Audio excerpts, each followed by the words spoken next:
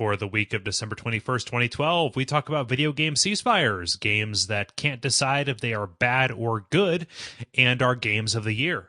Welcome to the 6th level.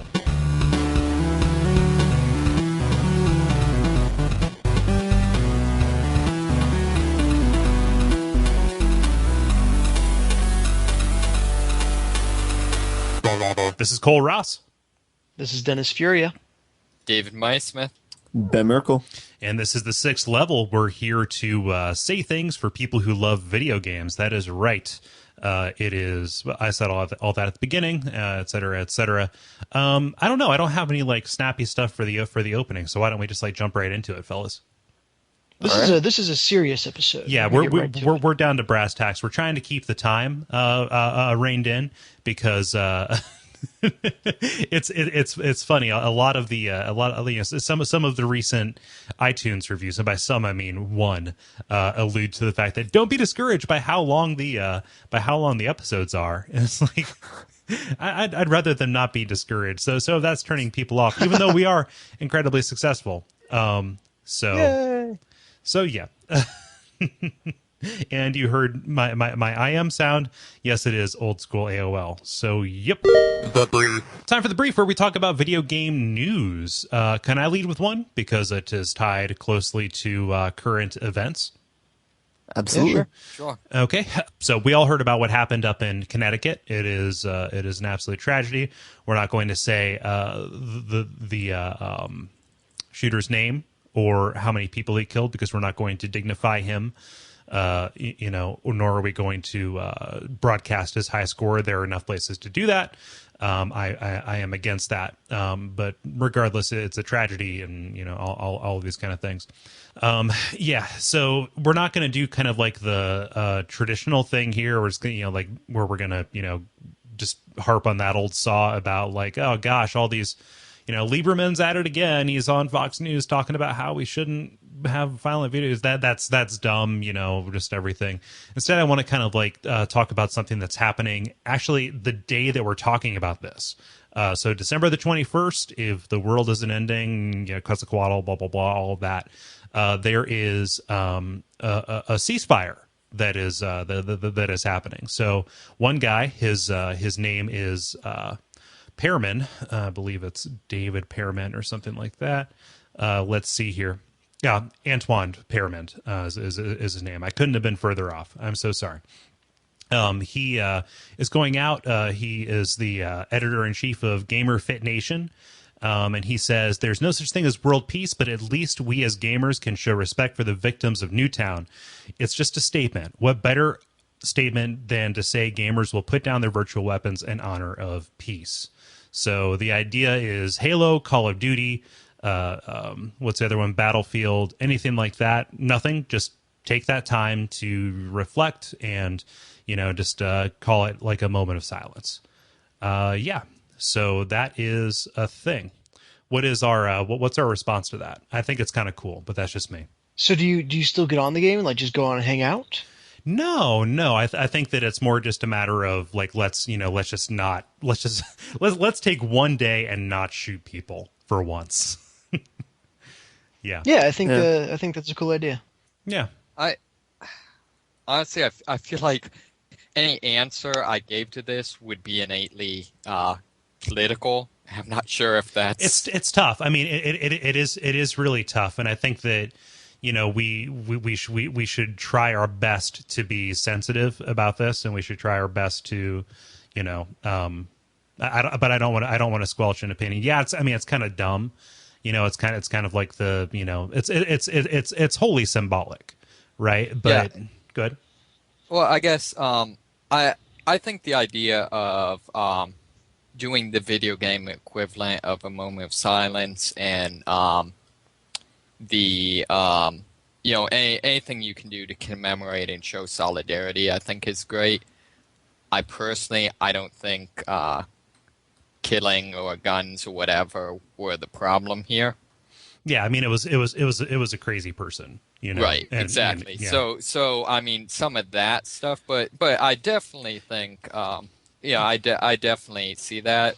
Also, from a strictly pragmatic standpoint, I realize that's not the purpose, but from a strictly pragmatic standpoint, it also is a good way of showing that, video gamers aren't just mindless killbots or whatever. So much of the response to this was, how is this going to affect my life? There was a very disheartening image of like a Twitter stream on Friday afternoon of people saying, I really hope that this doesn't interrupt Justin Bieber's appearances on Ellen. Oh no.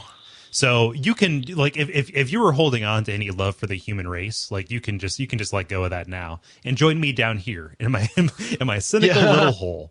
But it's just kind of like, from that to these cynical politicians, like, who may at one point have, had an interest in this, but like their immediate response is, oh gosh, let's go after this for the 6 billion time, to the people who play games who are like, oh gosh, they're going to try and take our games away because of this.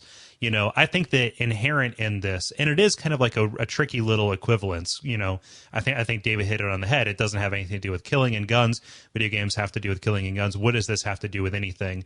And this is true. This is just us saying like, hey, let's give up something that we enjoy doing in order to, I don't know, reflect or go live our lives, or just not kill.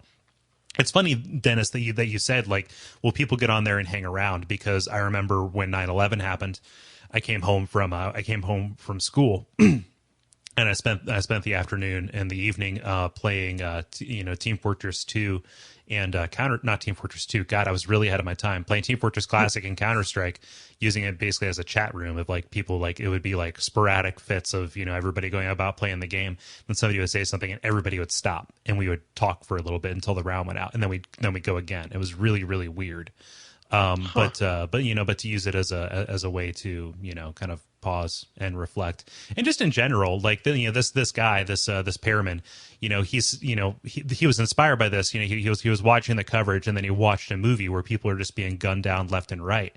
I don't know if this is me just like getting old or older, like I know people who would slap me if they heard me say, you're 25, you're not old, but just kind of like, you hear about something like this happening and you just get heartbroken, right? The same thing happened around around the Dark Knight shootings and the thing over in Norway and the Oregon Mall, things like that. And it's kind of like, and then you just like you stop and you take a look at like what you're consuming. It's like, oh gosh, I can't enjoy this because this just reminds me too much of something that actually happens out there in the world. Does this mean that I will never play a violent video game again? No, but it's just a matter of like sensitivity. It's like, it's kind of like trying to eat meat after watching surgery, Right. And I think that's the issue, is that it's not stopping violent video games because video games are bad. It's stopping not doing violent video games because it's not now. It's sort of like, to give kind of weird, obviously, I don't think there's anything wrong with telling jokes, but I don't necessarily tell jokes at a cemetery, right. Or at some funerals it's okay, people kind of, but you know what I mean. Yeah. It's just either a time and a place. Yeah. Right. So Ben, you've been relatively silent. Yeah, I always have a hard time with conversations like these because a lot of times, as you guys alluded to, people kind of twist it towards their own political opinions or kind of their own opinions. I think one thing that we can all unite around is that nobody wanted this to happen. Yeah. And so we should kind of focus on that sentiment and how we can, prevent that from happening, So, Agreedo. So I don't want to dwell on it for too long, because that's a shitty tone to take at the beginning of the show. But it's something cool. I think. Go ahead. It's good to acknowledge that it happened, and it is good to talk about it and process it. So right. Go ahead. Well, my news item was semi related to this, but I'm not sure if it's something we're going to want to discuss. Oh, okay. Well, first, just let me say, like, if you want Okay, to sorry. if you want to participate in this, it's really easy. You just don't have to do anything. Don't play these games. It's happening. Today when you're hearing this, just for these 24 hours. So at midnight, on Saturday, you can just go and shoot people online to your heart's content. But just think about it and reflect and be grateful for your loved ones and anybody you have around, especially around the holidays, and try not to lose all hope for the human race. It can be really, really hard not to, but yeah. And I hope this gets at least some media coverage, simply because ideally maybe this would be to some degree comforting to someone, show support for some of the people that are more directly involved, stuff like that. Yeah, definitely. So what was the thing you were going to allude to? We can always cut it short if it's something that just doesn't. Yeah. Well, with the issue of video games and violence, Father recently went to a speech by a fellow who's basically America's probably the world's foremost expert on basically killing people, training people to kill. This is your father who went to see this? Yeah. Okay.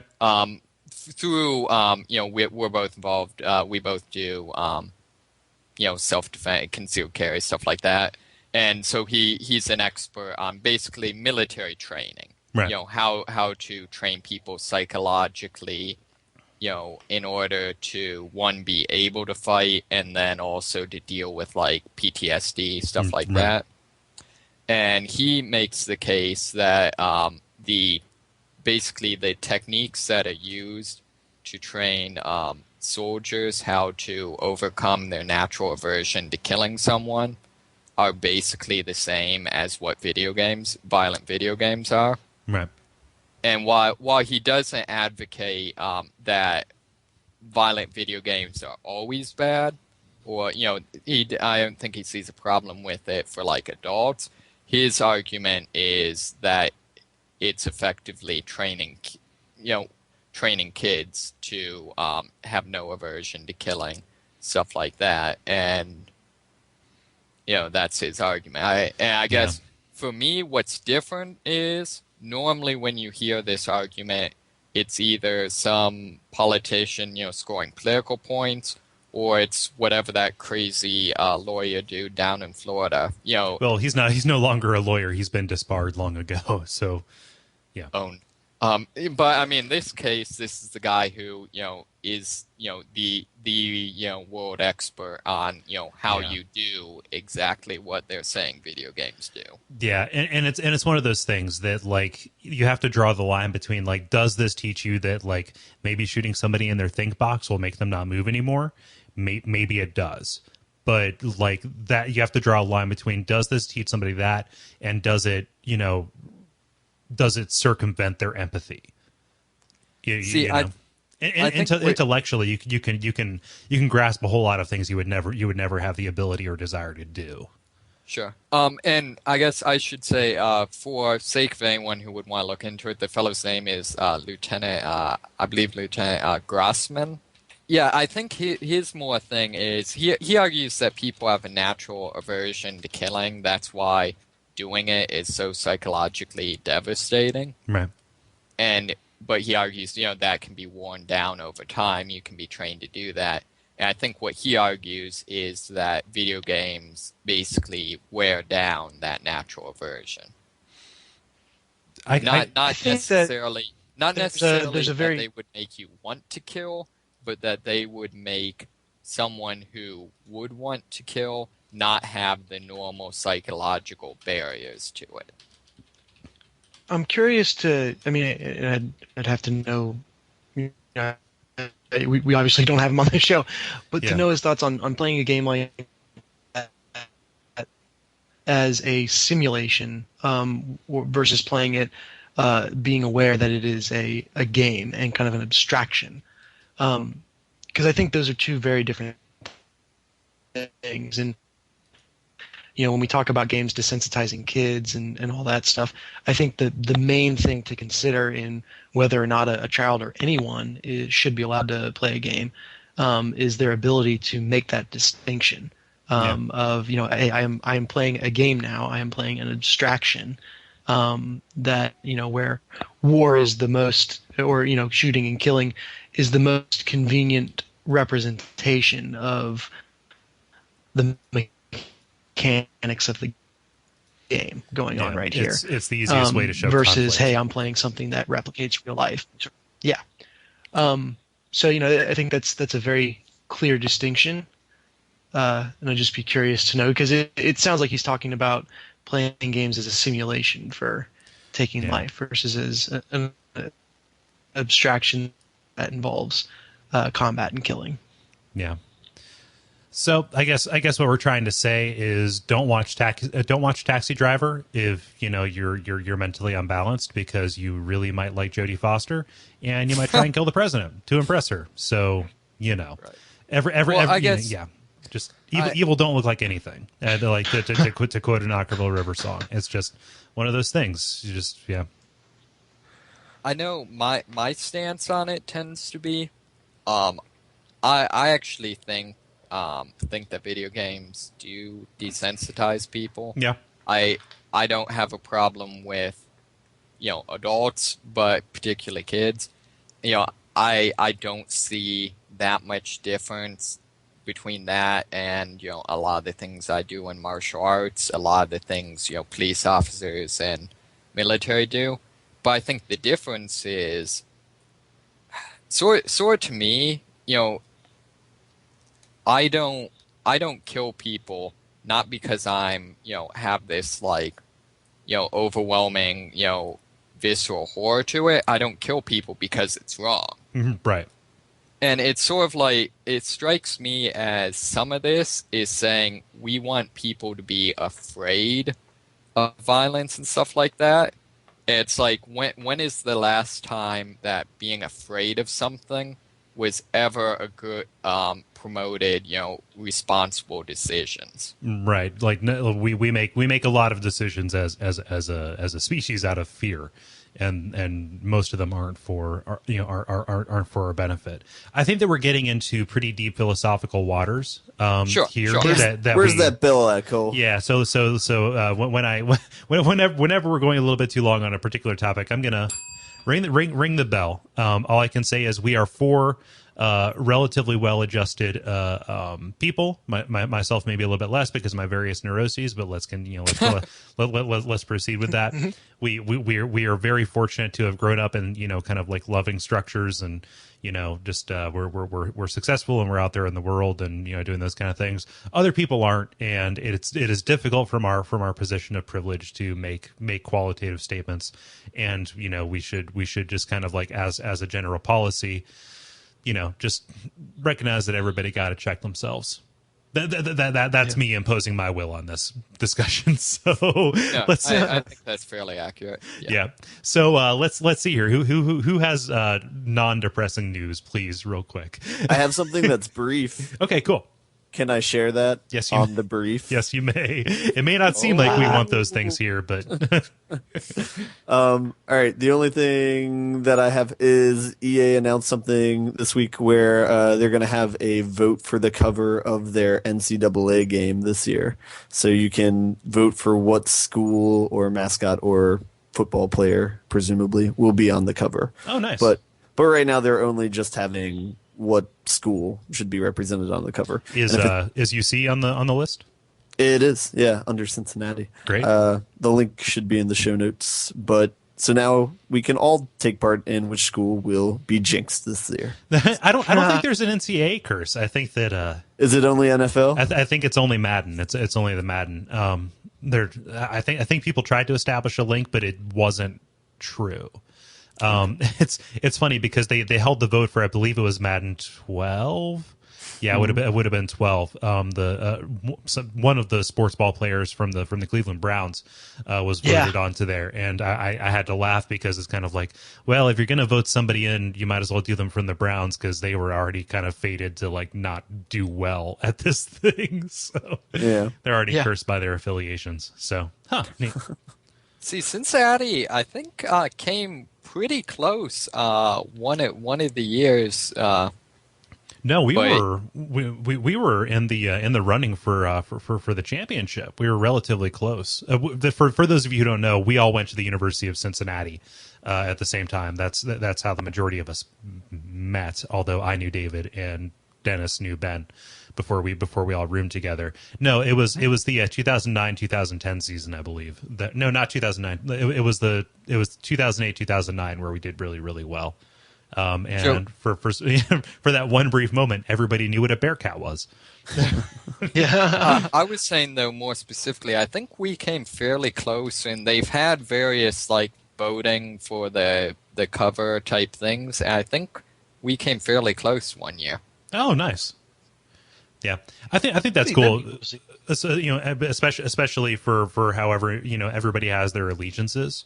It was something cool when I was working at video game retail. One of the coolest things they've done with this is like they would ship out to individual regions the special cover art as a pre-order bonus. Oh, cool. And so Nice. like at the Mansfield store it was the Browns, and at the Cincinnati store it was the Bengals. This was obviously for the for the pro football. I was like, that's really cool because like, hey, this is my copy of this. It's my regional biases are being reflected here. Yeah, As a completely random side note, is anyone else getting the Santa ads on Facebook? No. Well, What? Santa Ono is our Oh yeah. yeah. Those really entertain me. Yeah, he's the new dean. Wow, hyper local. Sorry. So yeah, no, that's perfectly fine. Perfectly fine. What are your guys' opinions on Skyline Chili? You know what? I don't like it as Epic. much as Gold Star, honestly.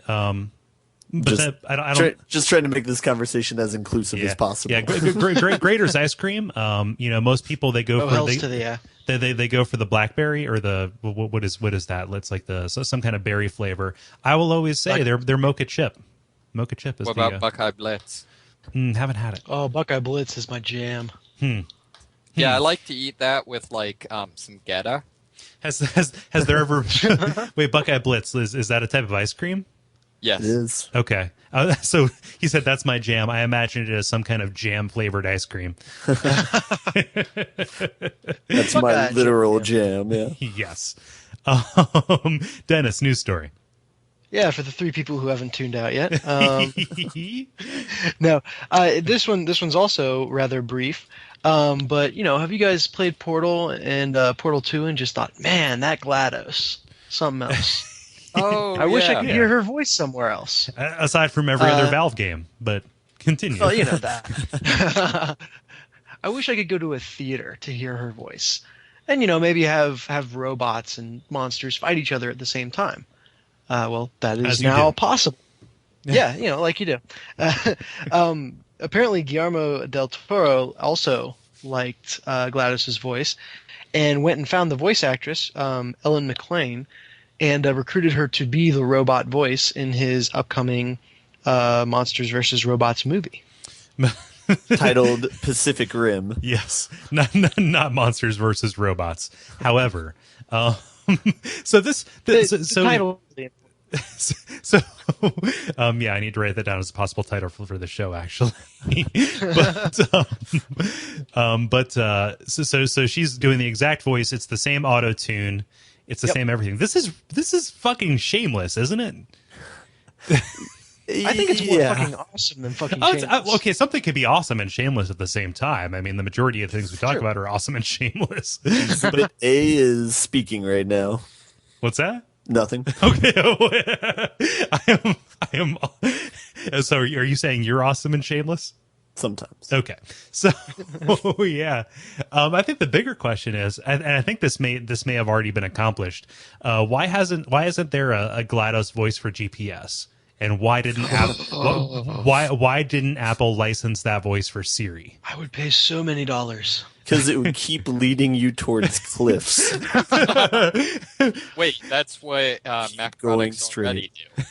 Yeah, exactly. It's Did like you that see that news story, by the way? about the Australian, like Yeah. it was driving everybody into a snake pit. Yeah. It will effing kill you. Yeah. Actually, no. It's I'm gonna put this in the show notes. Free downloadable Gladdos voice for Garmin GPS will make Portal fans nervous. Oh my god. That's the best. Selected quotes: "Turn left at the next light, you monster. Head into oncoming traffic for cake. Continue straight. By the way, did you know that you're adopted?" I think it was TomTom actually does a really good job of providing quote unquote celebrity voices. It might have been Garmin, but they had like Snoop Dogg or Snoop Lion on it. At some point. They had Bob Dylan. So, but like of all the people I want giving me directions. Which one? One of them had Yoda. Just starts playing harmonica music midway through directions. Minor scale means left, major scale means right. Don't get them mixed up. Yeah. Yeah. We saw that. Good. I was gonna say, I swear to God, if Guillermo del Toro has her in the movie and doesn't make at least one, if not several, Portal references, it will be a complete miss. I fully expect to have some sort of cake reference in this movie. Yeah, something like that. Huh. We saw the trailer at the Hobbit, and I didn't get the sense that it was terribly prominent. Like she showed up once or twice, I think, just as like a way to get people excited. It's almost Pavlovian at this point. When you hear a pretty lady's voice auto-tuned, then Then you're listening to any pop song? Yes. But yeah, I mean, so I that probably made me about 3,000% more likely to go actually see this movie. Nice. And I'm sure it did for thousands, if not millions, of people. So. Although it looks like a really good movie just on its own merits. It's Godzilla. It's Godzilla meets Transformers. Yeah. Did I just still blow your mind? about Mountains of Madness. Yeah. The grind. Can we change the name of the grind to What You Been Grinding On? Seems a little much. So it's The Grind, where we talk about the games that we have been enjoying recently. Maybe not enjoying. Who knows? Yeah. So does anybody want to volunteer to go first? I'll volunteer to go last. Oh, because you have a big one that you're going to talk about. And I have one that leads into my game of the year as well. So really? Wow, that was quick. All right. So I want to have David go first. Fairly short. I've been playing World of Warcraft a lot, which is really the only way people play World of Warcraft. And I finally reached level 60, which means I can. I'm playing a druid, so I can now transform into a bird and like fly around. Oh, nice! You're your own mount. Yeah. And it was actually really, really cool because, you go to Stormwind, which is the main human stronghold, by the ability. And then, I, of course, immediately take off into the sky. Right. It was really cool because, I started playing when I was like a junior in high school. Yeah. So that's been like 7 or 8 years ago. Yeah. And most of that time I've been playing human, so I've literally probably been running around this city for like weeks in game. But it was weird, flying up and all of a sudden I could see, all the area I've ran around so many times, realize, just how big the city is. Notice for the first time that each district, the roofs are a different color, stuff like that. Right. And so then I go over and end up, just landing on the highest spire of the castle in order to, organize my inventory or something. Whatever. And, all of a sudden, on your mini map, it tracks, nearby quests, and I see, a quest indicator pop up. And so I look down and, maybe 100 yards below me in this courtyard is this quest giver. So I take off, dive down in this courtyard, and there's this little girl who asks me, hey, can you take my poem to some friend in some other city? and I accept and fly off. And just the whole experience was one of the coolest experiences I've recently had in a video game. Right. I don't know. It was really, really simple, but it was just so cool to like see, hey, here's a quest, and go streaking down and I am needed. I don't know. My home planet needs me. Exactly. Did you ask her where Valconi was? You just blew her mind. Yeah. No, you establish a relationship with these locations, like with this space, right? Right, exactly. Yeah. What was it you were about to say, Dennis? I think it's interesting. Like, did the creators of the game design to have it look cool from the air? Well, I feel like that for a game where only a tiny percentage of people are actually going to get to this ability, I just wonder what kind of thought process goes into that from, hey, this is going to be really functional while you're down on the ground, but also look pretty badass when you're up in the sky. Can I say two things as somebody who doesn't play the game, but somebody who knows about the development?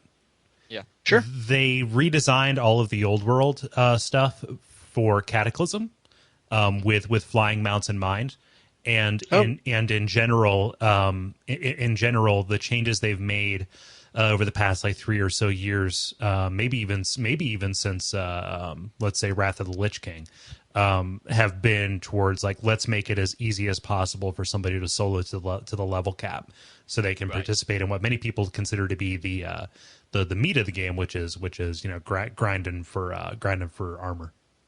To give you an idea, the other main accomplishment I've made is I now have a full set of heirloom gear, which is basically gear that levels up with you. Gets powerful every time you game at level, and each piece increases your experience gains. So I now probably gain close to like double experience. Oh, nice. From like all my bonuses. That's on top of like the rested bonus where you gain double experience from kills. When you spend for a certain amount of time out of game, stuff like that. So yeah, it's now to the point where I probably level 3 times as fast as what would be natural. Huh. That's cool. Did you have any other games you want to talk about? That's in the favor of time. That's really the main thing. Okay, cool. Well, but keep us updated. I mean, just as this game kind of like enters its like freaking 9th year of existence. Oh fuck. Sorry, my left knee just started hurting. I think it's going to rain soon. 8 years. Fuck. Wow. So anyway, can I volunteer, because I have been remiss in my game playing? Sure. Can we give you a preemptive shame on you? Yes. Shame on you. Yes, you may. But first, David, check your Steam inbox at a time when we're not doing the program. I gifted you a copy of FTL. Merry Christmas. Oh, sweet. Thank you. Yeah. I got the other dude some stuff. So yeah. It is a very level Christmas. I realize this would just result in your repeated death, though. Yeah. Oh man, that is the only suitable revenge, I think. So anyway, I was sitting here and I thought, like, oh god, over the past week, I've just been playing Dark Souls and the game we're doing for Watch Out for Fireballs next week, which is the SNES version of Shadowrun. I was like, I need something to talk about. So I played another little bit of Resident Evil 6. Like this game, guys, I don't fucking know. Like it goes back and forth between, like, I don't want to say delighting, but just kind of like, oh god, holy crap, cool. And then just kind of like, why did they do this? This is such a weird decision for them to have made. And often it happens like in the span of one cutscene. So like, so all of it is like crazy bullshit. And I don't know where that line for me is drawn. like, okay, you know, they're jumping from like moving train to moving train, and they're shooting this thing, you know, this, you know, it's kind of, oh, they're dodging bullets and all that. It's kind of like that's like stuff that in my mind I can accept as action movie physics, like you know, realistic kind of stuff. But then like a dude that they're fighting turns into a monster, and the monster he turns into is about like 6 times the size that he was when he was a human size. And it's like, and for some reason, in the midst of all that, it breaks my suspension of disbelief. Like, what happened to the conservation of mass? Like, and then he goes back and forth, and like, despite how unrealistic it is, when he transforms from a monster back into a human, he has like these seams all over his body where like his normal skin ruptured and broke along those cracks to like reconfigure into this human meat transformer body horror thing. And it's like, that's cool. Meat like transformer body horror. Yes, meat transformer body horror. The body horror picture show. I know what I said. I'm going to submit Meat Transformer as the name of my ska band. I'm going to write that down as a title. Keep track of these as you hear them, guys.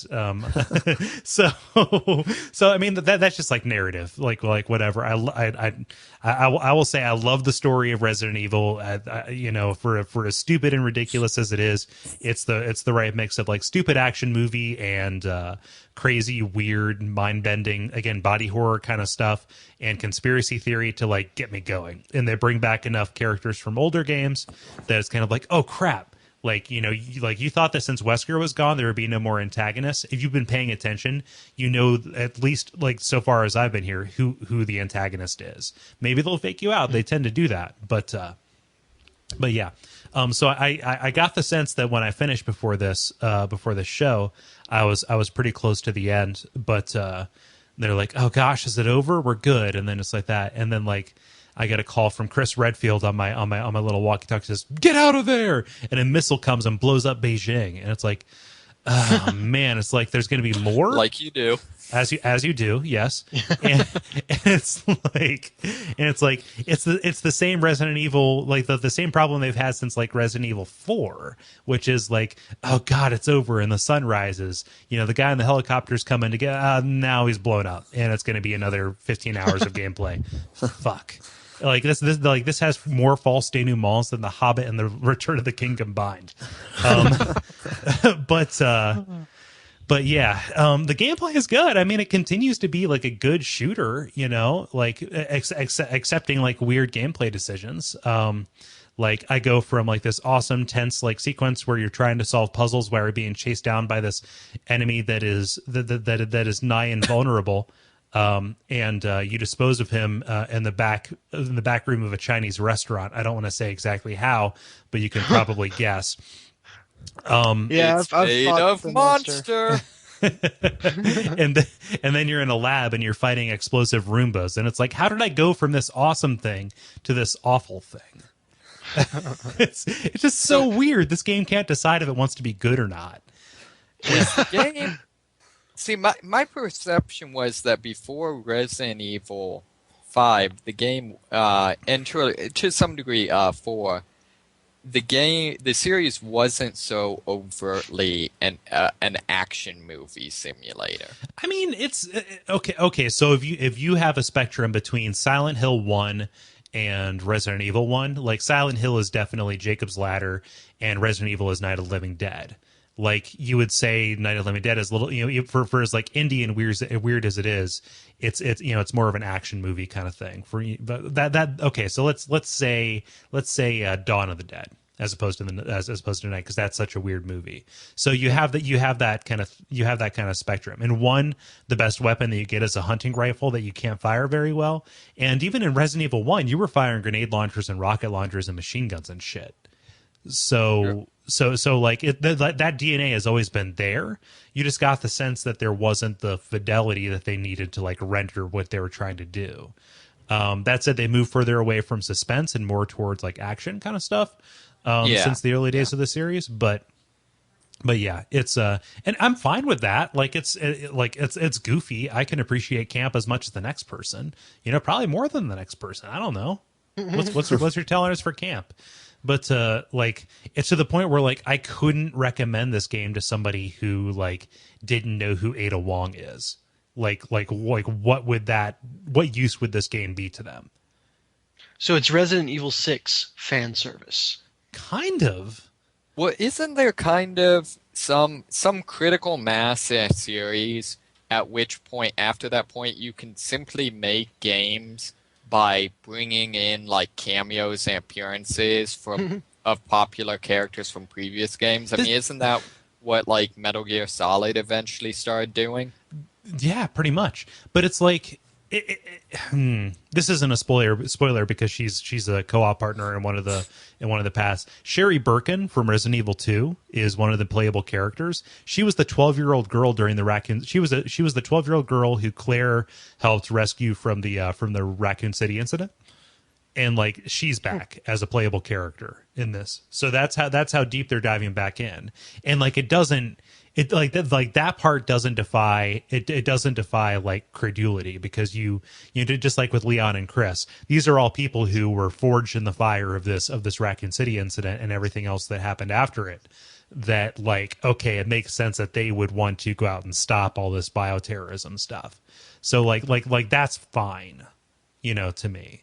And I enjoy it. Who was Leon originally? Leon was one of the protagonists of Resident Evil 2, along with Claire. But I mean, what was he? I mean, was he a regular person, a cop? Go ahead. Raccoon City Police, right? Yes, he was a rookie cop. Because that's one I never got, is how you go from cop to like straight up Matrix. You know what I mean? Like that's more what I mean when I talk about like becoming an action movie stuff, is it goes from like Die Hard to where you're like a really, really lucky, really, really badass cop to being like I don't know, a Jet Li movie. Yeah. And that is a shift in the aesthetic of the series, more so than it is a shift in the characters themselves. Probably the genre as well, if we were studying. Pretty much. So, like, fans of the series might that is literally all that I can say about it. There's something that is compelling me to continue on with this, in the face of having a bunch of other games that I could be playing. So I can't come out and say like meh, but it just goes so like the needle is going rapidly from left to right. Like it's basically breaking off of its off of the meter. It's weird.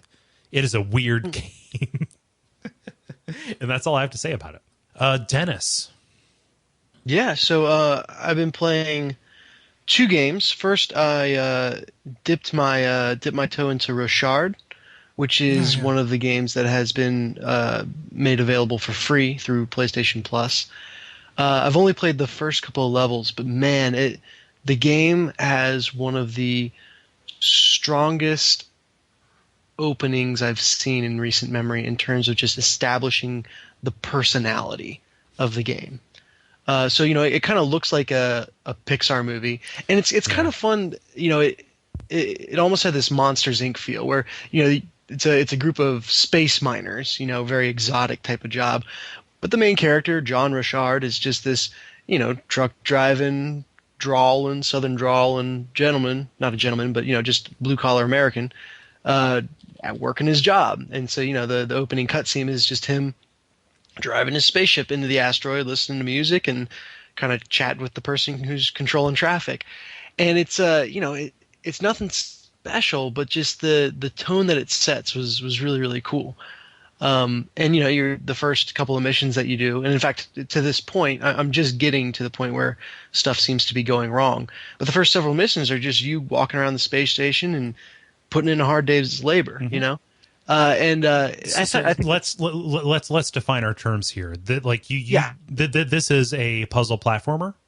Yeah, 2D. Well, looks 3D but plays 2D. Yeah, puzzle platform. Using kind of manipulating gravity via picking things up, or also allowing yourself to be a little more floaty than usual. Mm-hmm. And that's so far that's all there is to it. Like I said, I'm very early in the game. And so the first several missions are just, hey, here's the cargo off my ship.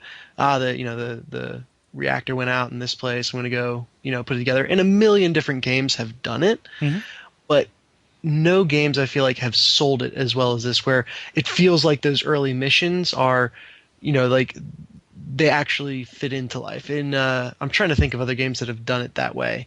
The example is Half-Life. Right, where you're walking around the break rooms of this research facility before everything goes to shit.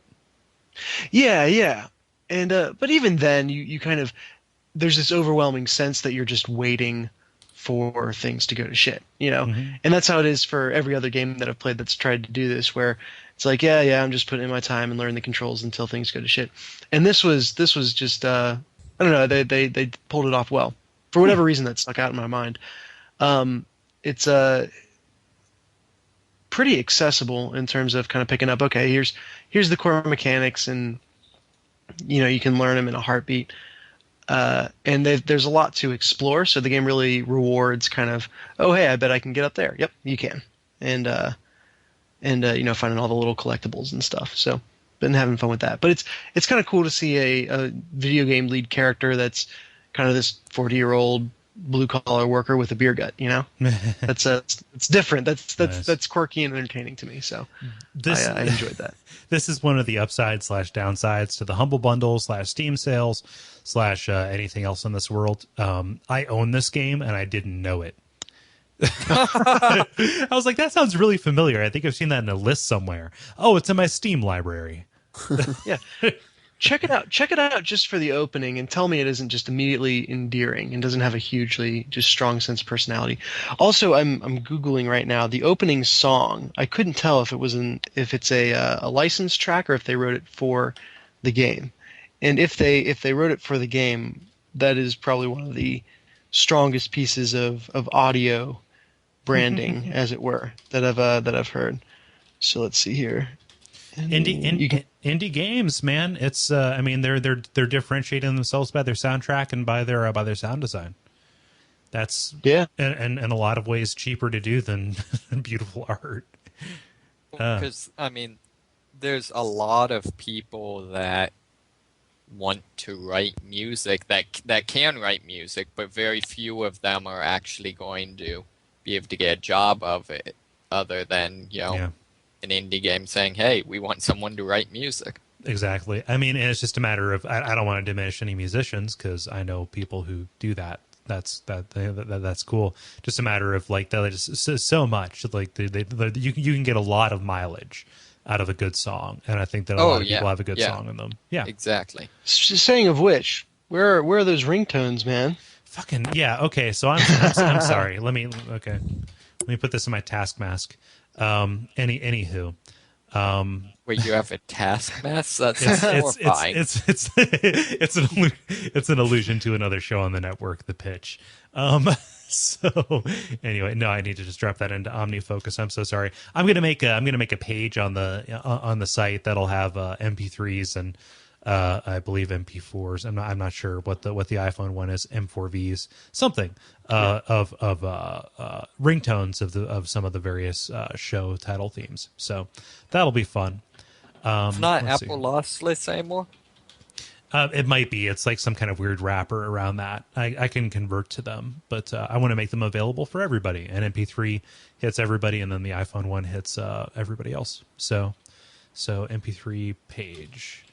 Yep. Oh man, time gets away from me. I'll be first in line. Yeah, cool. No pressure. So at least play the opening of Rochard, just kind of it's a fun little vignette. Nice. I think you'll appreciate it. What's the other game you've been playing? It's Dark Souls. I'm sorry. What? I didn't hear you. Started playing Dark Souls. Okay, cool. And how long have you been playing Dark Souls, Dennis? What time did I text you last night, Kole? It was pretty crazy. It was 2 really late. Something like that. Let me do some. I've been playing since 2 a.m. Then. let me do some forensics here. Let's see here. Yeah, 2:06 a.m. Man, do I have a Dark Souls story for you tomorrow. I think I've been playing since 10:30, 11, something like that. So, my gosh. Oh, Dark Souls. Where are you? Oh, No, I'm just in the beginner area, and Are you still in the there- asylum? No. Excuse Oh, me, the first God. area after that. Yeah, Okay. Wow. but not much further, and therein lies my story. So anyone who's played the game is probably going to be screaming, "You're an idiot!" at the speakers. But I kind of, I beat the asylum, which took a little bit, but I got through it. And then went to the kind of starting area and went around and found the NPCs I could and kind of started exploring the different routes. And I'm like, okay, well, it's pretty clear to me there's only one way to go. I found a couple secret areas, but really the game is clearly directing me down one path. I really have no other options. Up one path. I thought down. Oh no. Oh no. Oh no. Oh no. I probably spent an hour and a half grinding these skeleton warriors. Being like, how am I this bad at this game? I don't understand. See, like, I can't think of any more obvious signposting. Yeah, and then like, don't go this way. We will kill you. No, seriously. But I think I mentioned to you, Kole, in a separate conversation, like when at the very first true enemy that you encounter in the game is a ridiculously overpowered boss that you're supposed to run away from, and that's very evident. you can kill it, by the way. Yes, you get you get a great axe from it. And the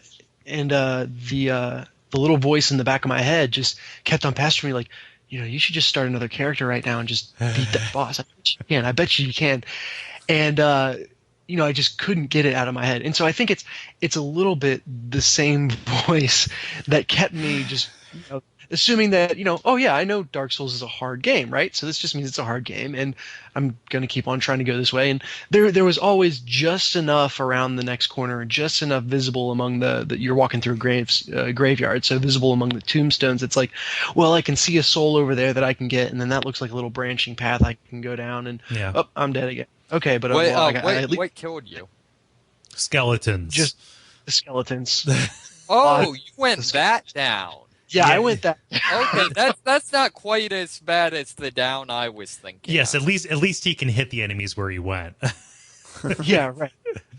Yeah. Well, I mean, in the defense, I mean. No, I did it too. Right. Well, no, I was going to say, running through there and getting the various souls and stuff there, actually, it's a very good strategy. Oh yeah, I mean, you can be really overpowered if you grab like the wings, the Zweihander or the wing spear at that point, and then level up to use them. I mean, those are like end game weapons if you upgrade them correctly. I did the same thing, and like when I first played it, the fact that you're like this encouraged you to go further. Like that's a testament to the difference between your personality and mine, because when I first played it, I was like, this game is some bullshit. Like, I'm attacking using the right bumper, and like I can't get anywhere. Like, it's just bleh. And then it wasn't until I read like beginner's guides that said, go up to the aqueduct, trust me. I was like, oh, I get it. Yeah.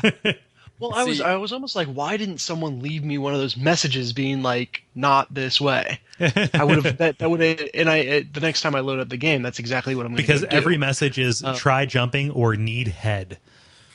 Yeah, right. See, I've actually found the messages to be incredibly helpful. This is true. Yeah, I mean, they're great for pointing out shortcuts and stuff. They're great. I'm just taking pot shots at one of the better systems in the game.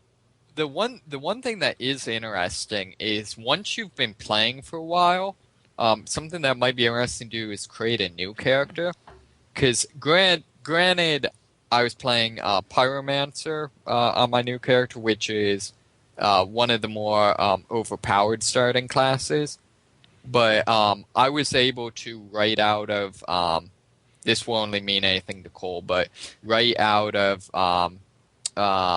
the asylum, kill one Blighttown enemy and nearly take down a second one, fighting both of them at the same time. One of the trolls from the Valley of Drakes?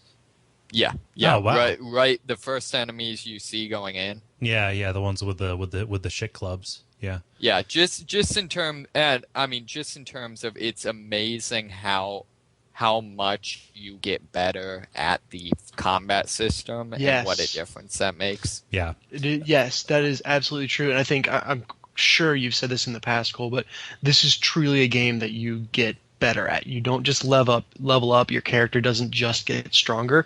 You get better at this game. I think it is so hard because like anything I say can give it away. But you're right. Like you just it's not just numbers. It's not just numbers. It is you objectively learning this game's rules, which it sticks to in the majority of occasions. It is so hard for me to. Yeah. So sorry. Don't say anything about like what I'm struggling with, because that's to come later. But sure. Okay. Well, did you? Go ahead. Did you ever not go down? So I basically, for those who haven't played the game, there's 2 paths. I didn't realize it at the time. 3. Hey, all right. Two of them lead to woe. One of them is the way you're supposed to go. Okay, so apparently I found 2 paths, and it's you're walking through a graveyard, and just every couple of paces there seems to be these skeletons that pop up. They're really tough. They're really aggressive, but they, if you can land a solid hit, you'll knock them down, and they always come in pairs of 2. And so, again, getting better at the game, you kind of learn the strategy of, all right, I need to get to a place where I feel comfortable, because there are bottomless pits everywhere, and I fell off of them and screamed. God, this game got me to verbalize more than any other game I've played before, and not in a very positive light. I hope I wasn't loud enough to wake up my wife, because I think she would have been like, "Man, who is this horrible person downstairs?"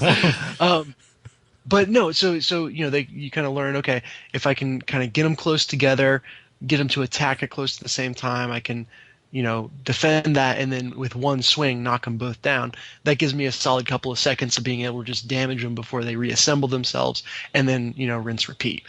Then there was the giant skeleton that I stumbled upon. Yep. And I have to admit, just to be clear, I was dying at least 5 times, every time I got to one of these new groups of enemies as I learned, how to play the game. Then the giant skeleton came at me, and that was a tough fight. What I wound up doing was retreating far enough that I got to the edge, kind of abusing the AI, but got to the edge of his playable zone, where he would, if he went outside a certain radius, he'd kind of automatically just go back to where he was comfortable. Mm-hmm. But he does this big kind of lunge forward strike where if you can bait him into it, he'll jump way outside his playable zone, and then his entire focus is on retreating, so he won't attack you, and you can just go up and get damage while he retreats. Yeah. So I definitely I abused that to get past him. And all the while I'm thinking, yes, I can get through. I'm getting better. I'm learning how to do it. This is still the right way to go. Then they threw 3 skeletons plus a giant skeleton at me, and I was like, okay, I get the hint. I understand now. I will go back and explore more. Yeah. So that's what I did. But to the tune of getting better at this game, I felt like such a friggin' badass when I finally went the way I was supposed to. Yeah. Because I was just tearing through these sons of bitches. Yeah, those hollow soldiers on the way to the Undead Burg. Did you get to the Undead Burg proper? No, I got to the first wall of mist when you head the right direction. Yeah. And it was one of those things where I was like, all right, it's 2 a.m. I know if I go through the wall of mist, I'm in for at least another hour of playing, so I need to call it quits here. Yeah. And that's where I stopped. The next bonfire is shortly after that first white light door. Okay. That's not the wall of mist. No, it's not. It's not the one that we're thinking of. It's weird. Like when I was replaying, I was like, "That's weird." Yeah, I guess it makes sense. Yeah. What kind of character did you roll, Dunn? I rolled a bandit. My philosophy is I'm going to hit big things with bigger things until they die. Okay. So that is as valid strategy as any. So I'm happy to hear that you like it. I mean, what do you think of the tone and the everything in general right now? The game specializes in the horror of the uncanny. Okay, please qualify that.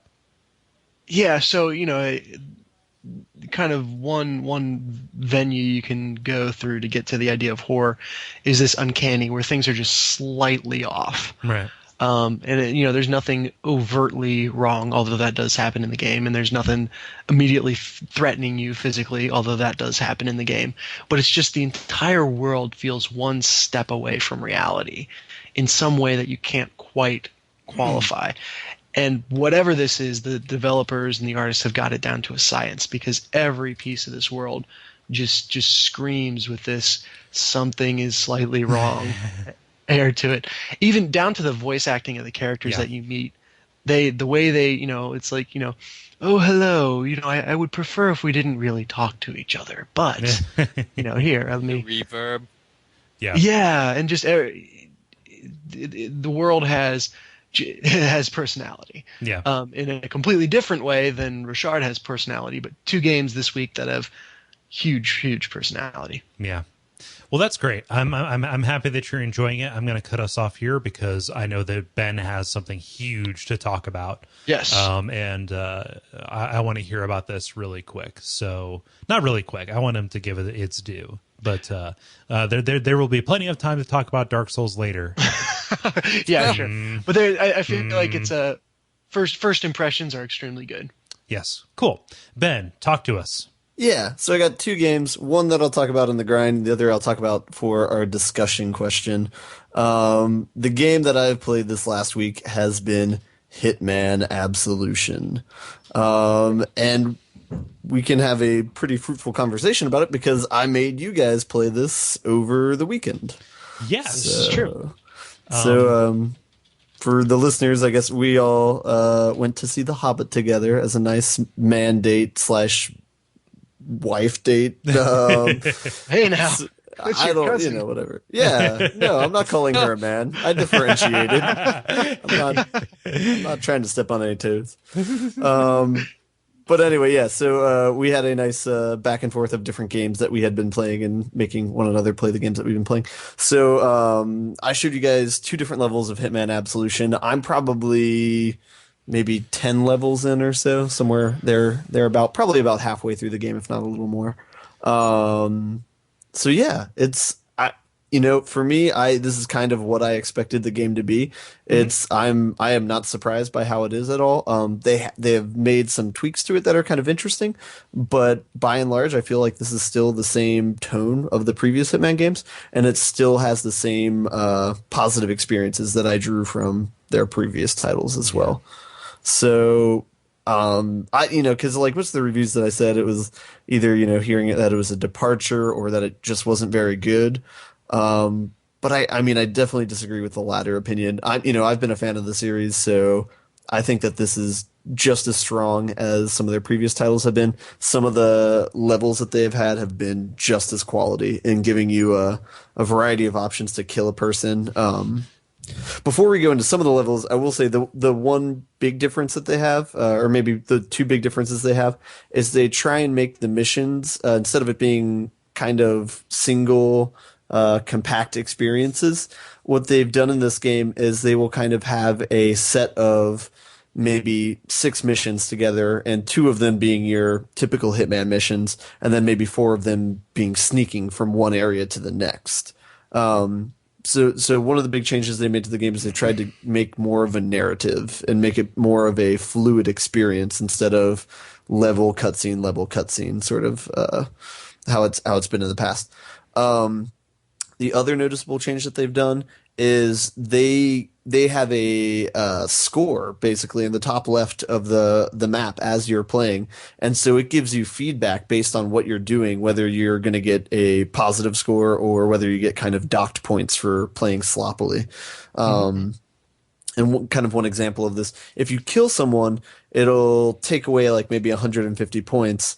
But then if you hide the body, it'll give you back 150 points, showing that you're kind of covering your tracks. But you get docked for things like being spotted by someone who's suspicious of you, or killing innocent people who aren't guards, who don't need to die, and kind of various other things like that. And then it rewards you points for pulling off signature kills, for not being spotted by anybody, and just for completing various objectives that they have. Right. Could you give an example of what a signature kill is?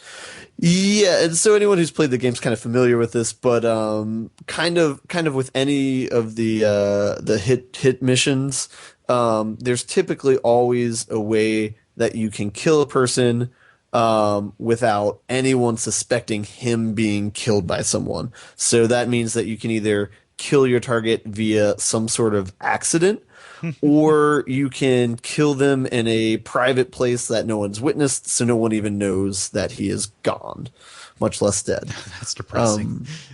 Yeah, it's kind of sad, right?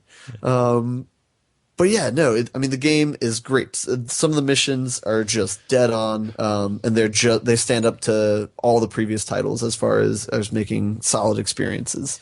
I will say right now, if I were to compare the first half of this game to Blood Money, I would say maybe Blood Money might be slightly stronger, just because they had a larger variety of missions, and it was a more compartmentalized experience, but so far their variety has been more. But I wouldn't be surprised if by the end of this game I would put them on equal grounds. So, now, you said sneaking from place to place. For me, that kind of sets off alarm bells. Danger, Will Robinson, stealth game, which is almost always a bad thing. I mean, is this the infamous stealth level, or?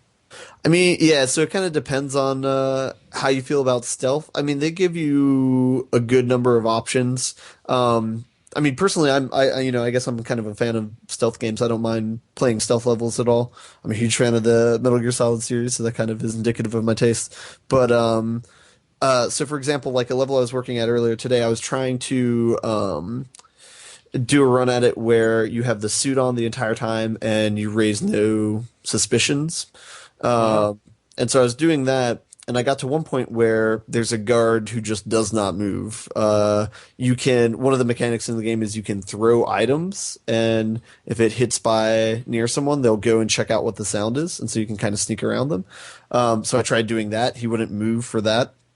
I tried turning on a radio, and he would not move for that. So I was kind of stuck, and so I decided to look online to see if there was something I was missing or something. But apparently that was a problem other people came to too, is that they couldn't get around this person. And so instead of doing that, when I went back to the last checkpoint, I just killed one of the guards who was isolated, put on his costume, and I just walked by the guy, and it wasn't a problem at all. So, one of the mechanics they have is you have kind of a meter, like a stealth meter or kind of an awareness meter. And one of the things that you can spend it on is tipping your hat down to make people not recognize you, essentially. Or scratching the back of your head if you don't have a hat. Yeah, kind of covering up that barcode a little bit. Yeah, because after all, the 7-foot-tall, completely bald white guy can, easily blend in with the, Russian mafia or whatever. He's quite conspicuous, yeah. Yes. Yeah.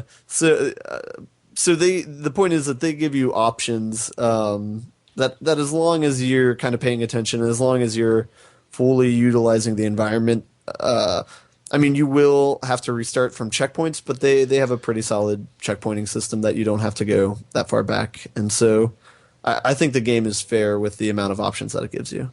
Right. Well, it sounds like Yeah, it sounds like it's really stealth as opposed to why I never like how the games are basically line of sight avoidance games. It sounds like it's actually stealth, where it's not just literally not being seen, it's not being noticed. There are way too many people in each of these levels to have anything resembling a avoid line of sight. And that's a huge thing. Like, I mean, this is something that's only been possible in this generation, but hiding in plain sight and the idea that you can disappear into a crowd and just be gone.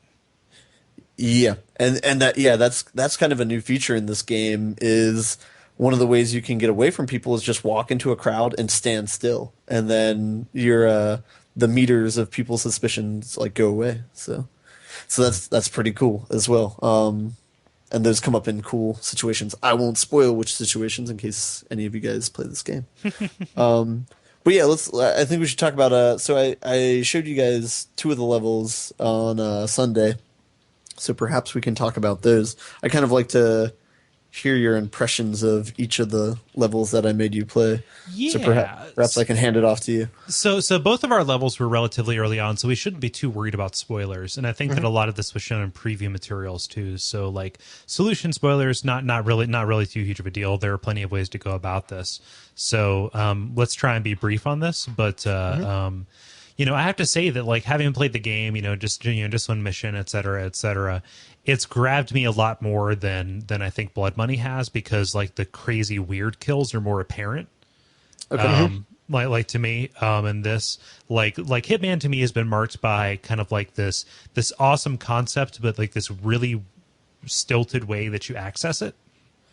So there are lots of great possibilities, but the controls in the interface never really hint to like that these things are here. And yes, it encourages exploration, but sometimes you're banging your head up against the wall. And I think that when I played this mission, which was the Chinatown mission, where you're going after the king of Chinatown or whatever, I never died. Like maybe I was spotted like once or twice, but it wasn't mission ending, and it like I was able to retreat and kind of like reconnoiter and figure out my next move from there. All of these things weren't present in Blood Money, which was the only other Hitman game that I've played.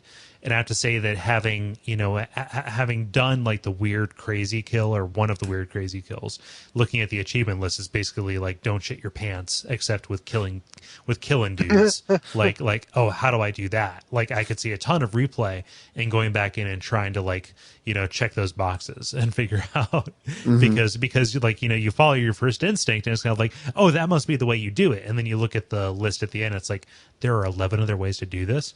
One of which, obviously, is just like run up and shoot the fucker. But there may be something crazier than what I did, which was I found him, of course, and saw that he was sipping on coffee, and then I poked around and I saw somebody was cutting up fish, and then I did the whole instinct thing, saw that it was a fugu fish, stole some fugu, which is a poisonous, deadly fish, and disguised myself as one of his guards, and then planted this fish into his coffee. He died, and then I, changed back into my suit and escaped. Yep. That is a very unpleasant way to die. Well, you basically like your diaphragm stops working. Yeah, it paralyzes you. Yeah. Oof. Ugh. Yeah. So yeah, that was great. I mean, like the crowd effects were really present there. So similar to how it was present in Dennis's level, which was the strip club, which he will talk about now. Yeah, so my solution was slightly less elegant. I dropped a disco ball on my guy. Wait, did you have a snappy one-liner, though? Just bringing down the house. I was going to go with dropping the beat, but yeah, that one works too. Okay, about not staying alive? You've got something in your teeth. You better check a mirror. Maybe about 1,000 of them. Wait, I'll bring it to you. Yeah, so I actually... also, overall, the experience was very positive. I loved how within the level, which basically, yeah, you're going after the owner of a strip club, and he likes to be down in the action, so he's walking around the place where everyone's partying. But I loved the fact that everything I saw, where it's like, ooh, I wonder if I could get him this way, I could have. Like they thought of every eventuality, and every way that I tried to kill him was a way that could have worked. Now my execution was a little bit spotty, so there were a couple of instances of me just getting frustrated and whipping out my guns and being like, "Well, I'm done." Excuse me while I whip this out. The bell is dismantled. 1 second. Let's try this again. Okay. He's sitting there polishing his bell. But yeah, so I think you got to have patience playing the game, which is something I am learning quickly playing Dark Souls. But yeah, it's cool how many people are on screen at once. I also appreciated that they went around. This is a next gen realistic looking game that wasn't just completely gray. Yeah. It's everything neon in there, like you might expect. So it's nice to see them, access another color palette. And I'll say that continues. Nice. I'll say that continues in the rest of the game. They even in levels that typically look monochromatic in the landscape, they will find ways to integrate different colors within the buildings and everything. So. Now I'm curious, do they do keep it realistic, or do they do the normal Hollywood strip clubs where people are actually attractive? Yeah, it's a Hollywood strip club in that sense, yeah. Yeah. But the other cool thing is that they don't do anything special in terms of having your character get a big icon, or having the character you're tracking get a big icon above their heads, or having shimmering lights around. Although I guess you can get that if you use the instinct. But really what was interesting is each of the characters that we were stalking kind of had some unique element of design that made them stand out just a little bit in a crowd, and made you able to kind of follow them and track them without needing any sort of HUD options, essentially. Yeah, like without even having to watch the mini map. Like my target, he was wearing a blue suit, and yours was wearing suspenders. Yeah, and I actually forgot the minimap was there, to the extent that Ben, I was hiding somewhere, and Ben was like, "You might want to go outside that, to the other side of the door." And I was like, "Why?" And then I went to the other side just on the suggestion, and a bad guy came by where I would have been. And I was like, "Oh my God, Ben, how did you know that?" He's like, "Well, I saw the dot on the minimap." I was like, "Oh." So that's fun. Yeah, and I think that's probably the mark of a really good design, when the minimap is almost an afterthought. It's not something you need at all to play the game. I'm sure you could probably like hide it in the interface. I mean, I know that you can do that in Assassin's Creed too. It actually gets filtered out by difficulty level. So if you play on the hardest difficulty, the only thing you see is a crosshair, and you get no indications of like people's suspicions of you or not. So wow. So you'd have to rely on the audio cues and everything like that. Yeah, kind of. Yeah. Or just not be seen at all. Like a ninja. Yeah, pretty much. Do you still get the silver ballers? Yes, you do. Huh. I went home for Christmas and found my dad bought a gun that is basically that gun, a solid chrome 1911. So that's all I can think of whenever I see those now. It's like, why did you buy this? This is the most gaudy gun I've ever seen. Next up, get a barcode tattoo. Awesome. I fully intend to buy this game. I was very sold on the demonstration that you gave me, Ben. Gotcha. I fully intend to steal this from one of you. Yeah, that's kind of a tradition we have here, right, Dennis? Oh, and an update. Yeah, I was going to say update. So if you've listened to this show and its predecessor for any amount of time, you know the running Saints Row the Third gag.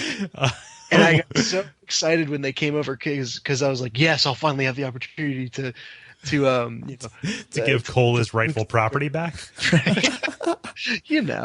And I actually set the game aside somewhere and then forgot where I set it aside, which sadly for me being absent-minded is a not an uncommon thing to happen. I've lost more than one thing because I put it somewhere special because I didn't want to forget it. You're like a chipmunk. Basically, at least I'm like a goldfish in terms of memory, really. But anyway, so it's still floating around my house somewhere, and I retain the... You retain my game, I understand. I know this. Yes. If you ever get me the $500 ransom I'm demanding, you'll see it again, Kole. Man. So Ben, you have another game, but that is going to be discussed during the during the next segment, right? Which is coming up right now, yeah. Multiplayer. All right, so it's time for the multiplayer, where we solicit listener responses to our question, and this is going to be kind of a bigger segment because we're going to be involved in this because we're asking, what is your game of the year? If you're listening at a later date, this is roughly towards the end of December. We're not going to have a show during the week of Christmas, et cetera, et cetera. So this is our chance to do this. So we put it out to the listeners to answer this question for us, and then we'll offer our own, because I'm sure that we all have opinions on this. So let's take a look here. First response: Dark Souls Prepare to Die edition. I died, then I died again, says Chad Cross on Facebook. Seriously though, am I alone in saying that this year has been kind of lackluster? As a PS3 owner, I was looking forward to Ass Creed Trey, but I've been very disappointed. He got the nomenclature right. That is the preferred nomenclature, dude. I picked up Codblops PS3, Codblops PS3, just to have fun with my PSN friends, but it's evolutionary, not revolutionary in terms of the series and gaming as a whole. I'm giving The Walking Dead a chance on iPhone. First episode is now free. Yeah, that's a thing. I don't know if it'll be free when you're listening to this, fellows, but pick it up on iOS. The first episode's free. Do that. Other than those, I'm really drawing a blank here. So I'd like to give him kudos for his Ask Creed Trey comment, because I agreed with that. It was kind of a little bit of a disappointment. Yeah. So. Can it be a disappointment for you? Because you didn't like any of the rest of the series, though. It was a disappointment to me because it had me at the beginning, but then lost me with the second half of the game. It squandered potential that it faked you into thinking it had. Exactly. Huh. Makes sense. Yeah, so I don't know if he's serious about saying Dark Souls Prepare to Die. Technically, that counts because it came out on PC this year, and that content came out. Who knows? Yeah. So Ben, since we led into this with your thing, I want to hear what you have to say. So the game of the year for me, I think, has to be Journey for the PS3, and one of the reasons why is today. One of my friends who's in from out of town, he has a 360, and so I made him come over and play the game on the PS3 because he had heard about it, but he hadn't played it. And so just watching someone else experience that game again totally made me remember how much I liked that game when I played it back in February or March or whenever that was. But yeah, no, fantastic game. There are a couple things I noticed just from watching it and not from playing it, just a few subtle things. But they're kind of filled with spoilers. So I will mention them after the podcast and we'll edit it out. Okay. But having experienced that game again relatively recently, I think that is a product of care, and there is no fat in that game. And by experienced it again, you mean experienced for the fourth time, I believe? Yeah, I beat it many, many times. This was the first time that I watched somebody else play it all the way through, though. So, so it was a little bit of a new experience. But yeah, they did everything they needed to do in that game in as little time as possible. So it is dense with quality. Yeah. Agreedo. I like that choice. And it's short, which none of these other games are. Yeah. That's great. Speaking of short, let us take a look here. Tyler Crumrine from the Ninjas vs. Podcast podcast. It's a good show. Check it out. It's one of the few. Great name. It's really good. He's another something awful goon. It's one of the few clean, good-natured comedy podcasts out there. They do versus and would you rather questions that are submitted from the listeners, and all the hosts are really great. Tyler Crumrine, he sounds like a cross between Griffin McElroy and Emo Phillips a little bit. And then one of the other hosts sounds like Squidward. It's great. Nice. I'm gonna do my impression of him as he does it, as he says this. Them dead, they be walking. Yeah. Which I think is his way of saying The Walking Dead. I feel like that would be many people's final words. Yeah. Yeah. I mean, I have to chime in literally since I accidentally hit the bell, and say that's mine. That's my answer. I've alluded to this. I've said as much, and I've thought about it, over the past. And the only other game that may have come close on ideological standpoint was Mass Effect 3, but as a game itself, it didn't live up to what Walking Dead itself did. In terms of emotion. Like as part of the greater series, like Mass Effect 3, I appreciate it. I loved its ending. When most people hated it, even before they modified it, and like the modification was for the better. Like that's a thing. But I just like in the face of what Telltale did with The Walking Dead, I can't in good faith like say anything else. Like for this is such a remarkable game, and in so many ways. Just that it's fantastic, and I think that this sets a standard that a lot of other games need to live up to if they want to have any if they want to make any credulous claim towards like being something that matters. Mm-hmm. Yeah, it's fantastic. So Cool.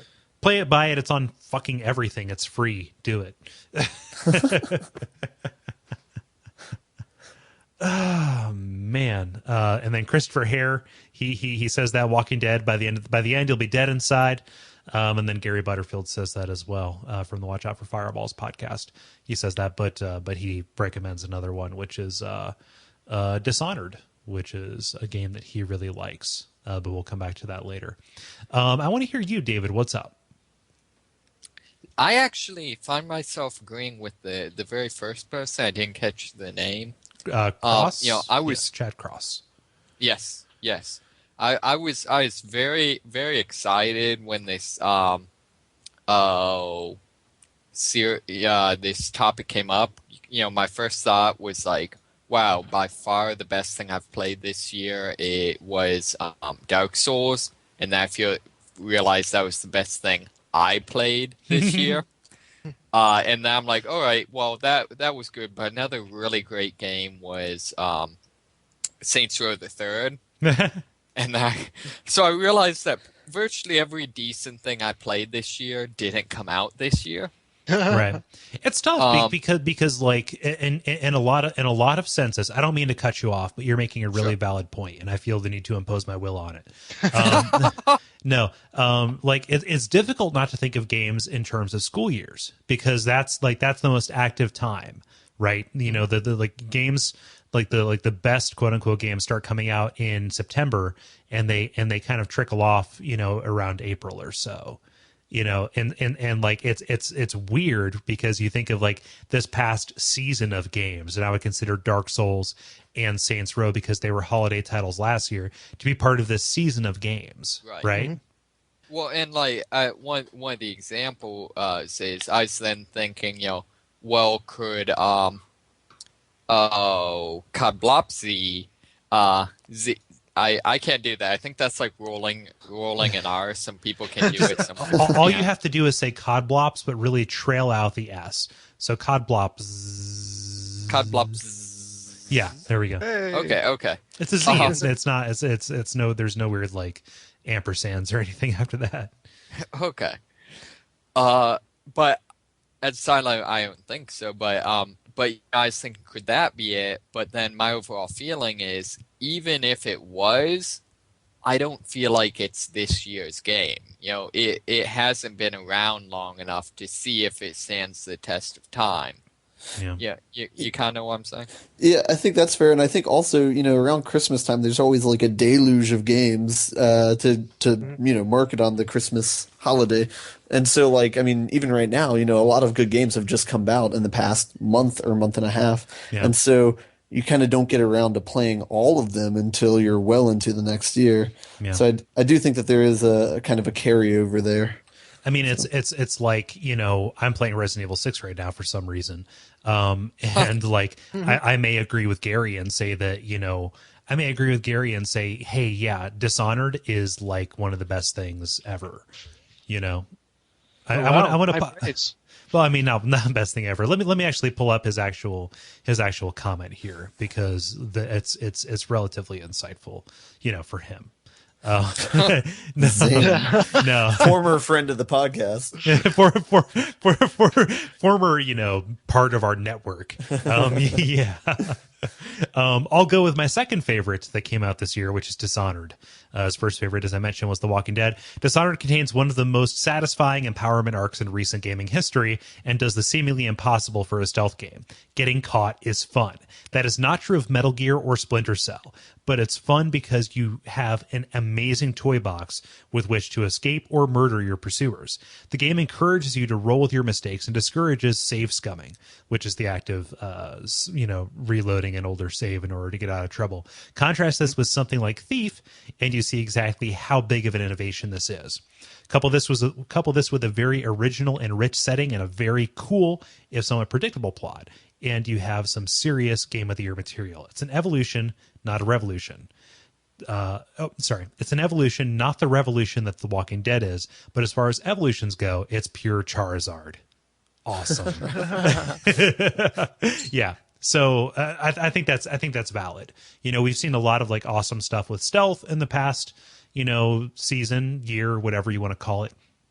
With Dishonored, I hear Mark of the Ninja is really good in that regard, and even I would say, Hitman Absolution with the stuff that they're doing, like getting caught isn't the end of the line there, etc. And on down the line. Just as a side note, they do have a similar mechanic in Hitman where if somebody really suspects you and is about to shoot you, you can feign giving up so that they get close and then you grab their gun and take them hostage. And so it seems like they're kind of developing similar mechanics like that as well. Right. So I would have to say if I was saying what I would say it is, I'd say Dark Souls. However, for games actually this year, I'm gonna go with The Secret World. Oh wow! Yeah, go ahead. To a large degree, that's because I think that's a game that really did not get the popularity or whatever it deserved. Let's say attention. Yeah, I think it was killed by Metacritic, specifically by idiot reviewers that basically reviewed it based on to what degree is it the game I preconceived think it is. Mm-hmm. But it's free to play now too. Yes, it is, and I don't know. I just feel like it did two things that I thought were great. It took MMOs and added storyline and plot and puzzles to them. Mm-hmm. The other thing it did that's amazing is it by actually having these puzzles that draw in internet research and riddles and stuff like that, it really creates if you ever watch like Supernatural, half of every episode is them, just researching, trying to figure out how to defeat, whatever the monster of the day is, mm-hmm. and they kind of recreate that. So nice, cool. Yeah, it's definitely in terms of interesting things that are happening with MMOs like that. Like that is the direction that the genre could have taken that really involved me. If I had a machine that could play it, I'd be playing it right now. So I have to agree with you, David. Yeah, cool. I like that. Thank you. Murph Murphy, resident awesome name haver, says Mass Effect 3. Solid gameplay, various builds, branching storyline, and good multiplayer, different from the PvP stuff most games have. Sure, we can bitch about the endings, but if you put those endings on any lesser game, they would have been acceptable. The fact that we're disappointed about something being just acceptable is a testament to the game and the series as a whole. Not without flaws, but still the best of the crop. Murph Murphy, he does the Dork Night podcast as well. We got bunches of podcasters up here in the club. So yes. I agree with that. I would say that of this console, like Mass Effect is the defining moment of this console generation. And that's weird to say because it's a moment that took 5 years to happen. But the whole, the series as a whole is like something remarkable. It's just to my mind, it's just one of those things where Mass Effect 3 in and of itself and taken outside of the context of the series as a whole doesn't live up to like Game of the Year status like Mass Effect 2 would have, divorced of its context. Does that make sense? Yes. Yeah, I feel like Mass Effect is, in that respect, shockingly similar to Star Wars. Okay, kind of. I mean, yeah. Dennis, you are the straggler, and I want you to either confirm my suspicion or surprise me. Wait, say one more time. I want you to either confirm my suspicion or surprise me. Ah, I see. No, I think I'm. Well, we'll see. So my first instinct was to gravitate towards Journey, because it was such a beautiful game and such a demonstration of where the medium is headed as a whole. But then I kind of wanted to think about what game that I played this year did I truly get the most enjoyment out of, or did I feel like brought the most to me. So I even at this moment I'm still kind of torn. But I think I'm going to have to go with Borderlands 2. Yeah. Oh, wow. Which probably Kole confirms your suspicion. Sounds like a surprise. No. I mean, just in terms of how much you said about it, and just how much that game has like infiltrated your thinking. Yeah. You need help. No, that's exactly what I'm saying. No. Just take all this Dark Souls, or take all this Borderlands time, replace it with Dark Souls, and then we can see eye. No. Just seems like a game has infiltrated your thoughts as well, Kole. I say because I know. No. Just in terms of just you really like that game, so that's why I suspected it. Yeah. And I think it's not even so much the stuff that I've said about the game, but it's almost the stuff that I've never gotten around to talking about on this podcast that really made it what it was. Just how much fun the moment to moment of that game is. Right. And we had some great discussions around whether the looting makes it kind of artificial fun or not. I think Borderlands 2 is a shining example of how to do loot right. But just everything about that game feels good. It also does humor in a completely graceful and pitch perfect way that I just haven't seen in any other game. It's a funny game. It's made me laugh out loud multiple times. But it's done it in just a seamless way that, doesn't make it feel like this is the funny part. And, it didn't feel stilted at any point. And then the final piece is and obviously we can't talk about it too much because it's spoilers, but the story arc of the game, and more important than that, even the characters that make up the game, are just so incredibly strong. Handsome Jack is the main bad guy that is fleshed out in so much detail and is just such a well-rounded character, to where like in parts of the game where he was talking to me over the comm and kind of forcing his viewpoint on me, it did cause me to stop and question what I was doing, just because he truly has a reason why to believe that what he's doing is right. And despite being a completely deranged psychopath, there were moments where I found myself empathizing with him, and that's just a testament to how strong it was. And across the board, maybe Mordecai not so much, which was a real disappointment because he was probably my favorite character from the last game. Wasn't he the hunter from the first game? Yep. Is he present in this one? You really haven't played very far in this one. No, I haven't. All of them are present in one way or another. Oh, cool. But even Mordecai gets his story moments that work really well. I think just they made him out to be a little more bro than I would have liked, because that's not how he was in my mind when I played as him. Yeah. But maybe people who played as Lilith in the first game, or Roland in the first game, felt the same way. But regardless, I think that is what drove it to Game of the Year in my mind, was that the characters that made it up were so incredibly strong. Nice. Yeah. Yeah. Can you guess real quick which game I was torn about between that one and another choice? Oh, that's tough. I mean, SSX. Yeah, I was going to say, that's what surprised me. Did that not come out this year? No, it came out in February. It did, and I that one is also that I just got so much enjoyment out of. But it's almost, I couldn't justify giving it to a game that has the story in that game is just straight up awful. And it shines. Has a story? It does.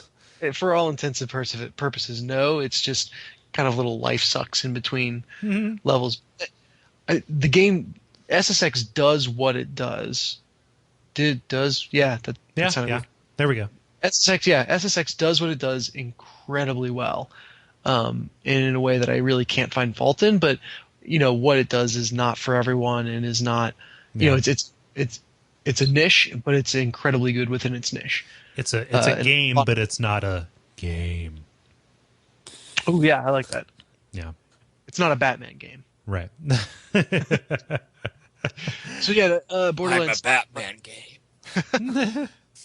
So yeah, Borderlands gets it for you. Yep. Now, I mean, like, I don't like it would be sucky to like come out and say like, here's our official game of the year, because I don't think it's about that. Like, by the votes, The Walking Dead got it, and you should play it. But I think that all the games we like laid out, you should play them. Like, we created a hell of a shopping list. So did you talk about yours, Kole? I mean, we all know what it is, but no, I already said it. I said every game needs to be as good as The Walking Dead from now on if it's going to matter. I think that's me. Oh, that's right. That's right. You said you can't say much because of spoilers. That's why. Okay. Yeah. It's really hard to say. Like, just it's a 10-hour experience. I realize that's like asking you to watch 5 movies, but you can do it on your own terms, and you can get it episodically, and it's remarkable. Do it. Do it. The only reason I'm not talking about it as much as I talk about Dark Souls is because you can talk more about Dark Souls without spoiling much. Mm-hmm. Yeah. Games. So end bosses then out. Yeah, thanks to everyone who wrote in. Yes, thank you very much, everybody. And watch the space, for the discussion prompts. And in general, if you have questions, discussion prompts, things like that, you can hit us up at Duckfeed.tv/contact. Use that form there, and we will use those for these segments. It is very much appreciated. We love how active this community of ours is. The end boss. So, end bosses, final fleeting thoughts before we break for the holidays. Does anybody want to volunteer to go first? I will. Yeah. My end boss is Christmas shopping. So yeah. Are you buying games for people? Some people, yes. Okay. If they might be listening, we don't want to ruin their Christmas gifts. Yeah, I've the extent of my Christmas shopping has been my brother saying, "Hey, do you want to throw in on?" Yep, I want to do that. So yeah, no, that's tough. That's problems. Man, it's not Christmas. It doesn't feel like it, but it is. It really it's April. Is. It's April. Like, at least in Cincinnati, weather-wise, it's been like 68 degrees. I woke up today, and it was like I was like really frustrated because I was supposed to record some voiceover work, and my apartment complex, I heard large machines. And I was like, are they fucking mowing their lawns in December? It's like no, they were blowing leaves, but are they blowing leaves in December? Right. Wow. Ugh, man. So. Yeah, you're probably farther ahead on your Christmas shopping than I've been. And we'll go into this though. Usually the winter time is backlog time for me, so I'm looking forward to. I'm going to be going home. This will be one of the first holidays where I'll be like away from my machines to be home, because I won't be living with my parents at the time. So I'm going to try and work through that Steam backlog a little bit, but it's going to be fun. In between spending time with family to retreat back to my nerdery and play some fun video games that I wouldn't have paid attention to otherwise. Nice. Yeah. Who else? We have 2 of us for end bosses. You want me to go, David? David, you there? David? Sorry. Am I? Oh, I asked if you wanted to go or if I should go. Yeah, go for it. Okay. So my end boss is, I'm 4 years late on this, but I have discovered Extra Credits, which is a little kind of video series done through the Penny Arcade TV network, where it's just a group of developers / consultants in the game industry that are extremely passionate about the medium as an art form and as a growing community and as an all-around respectable entertainment venue. and they just do probably 5-minute vignettes on different topics, and I'm completely addicted. There's something about it being 5 minutes long that makes me listen to more of them, spend more time chugging through them than I would if it was just bigger chunks of time. But it's great thought about games. It is totally listenable without the video visuals. So I've been listening to it while I drive to and from work. Pretty much where I do all my listening, and it's been really inspiring in some places, really interesting in others, and really worth checking out at least a couple of episodes. I have to say thank you. I'm looking real quick. Lanky Sam on Twitter, who recommended that to us. Yes. And he posted on our Facebook page with a couple of links, and I'm now almost through with the videos. Probably not very long later. So that's thanks for doing that to me. Thanks for plunging me into that darkness. I actually think I think about games differently because of it, which is really cool. Awesome. It's given me a whole new vocabulary around the stuff that's going on. So if I start sounding more pretentious, you'll know why. I also I missed this during the multiplayer. Brian Wade on Twitter said his game of the year was Spelunky. And he did that by way of a quote from Idle Thumb saying, "Super Meat Boy is a game, Spelunky is even more so game." So yeah, that's a thing that he said. So yeah. Have fun cutting that back in. No, we're gonna keep it here. We free ball it. Yeah. Extra credits. Do it. Go. You'll love it. It'll be your favorite thing. David. The GRE sucks. It's really depressing seeing everything I learned in high school up through my junior year in math compressed down into 15 pages of handwritten notes. So yeah, that's a thing. On other news, if you've never played Kingdom of Loathing before, do that. If you do play Kingdom of Loathing, Crimbo's up. Yep. It's anime themed this year. Oh no. God, those fucking guys.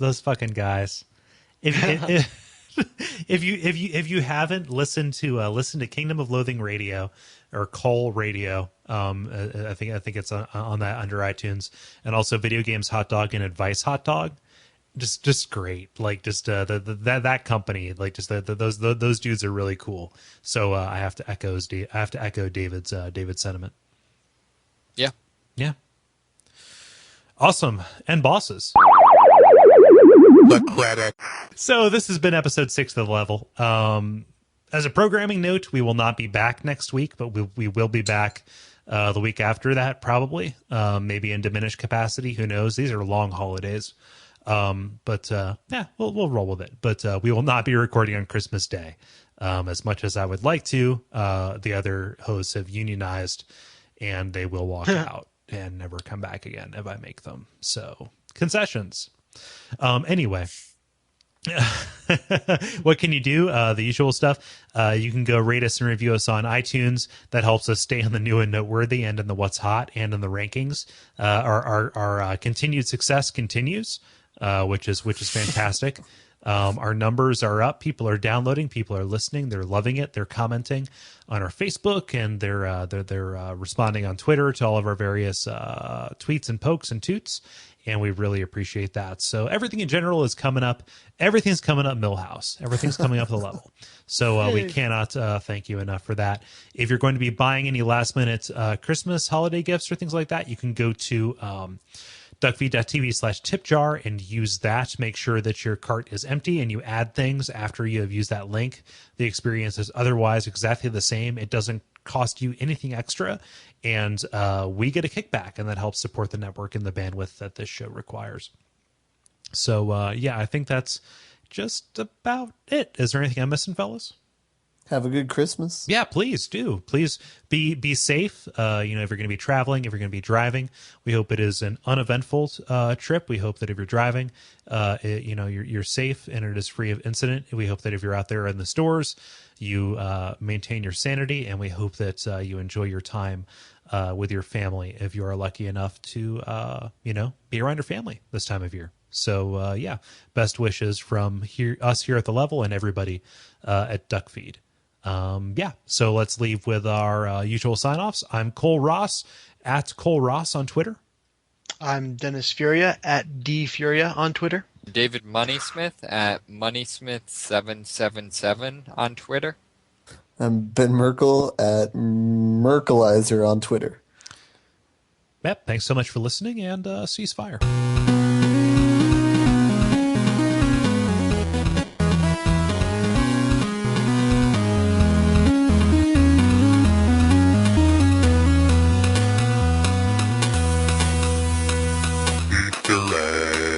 Yeah. All right, credits. Let's hit it and quit it. Sounds like a plan. Wow. That's a word, right? Dirty plan. Oh, okay. Is that a thing? I'm not sure. Is that like when you sleep with a lady and then never call again? This I is was a going to say Christmas that's episode, about Cole. what that sounds like. Oh man, I've been saying that at work. No. Oh boy. So That's like what was it? The person who thought that I think they wrote into my brother and me had a coworker who thought blow my load just meant like same thing as blow my top. Yep. Was using it at work. See, I thought that was you. I thought that was you writing in on that. Oh no. Whenever I hear people like writing in about like vaguely business like kind of things, I always think it's you. I will text you ecstatically anytime I get on too. You've been on there twice. It's fun. Wait, Yeah, what is yeah. this? My brother and me.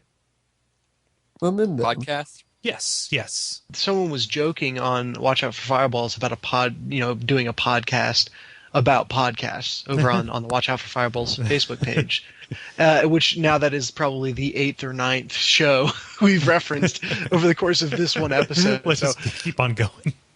I think the level gets as close to a podcast about podcasts as you can get. Thank you to everyone who does those that we've mentioned. And, it's a great community. I'm learning more and more. Yeah. It's the golden age. Every media, shortly after it starts up, gets its golden age. Yeah. and then you monetize. Oh God, I hate that word. Do you hate that word as much as I hate brands? Yeah, probably. Okay. Probably. Oh man, let's do this thing. Let us have sex with this lady and then never call her again. Kill it.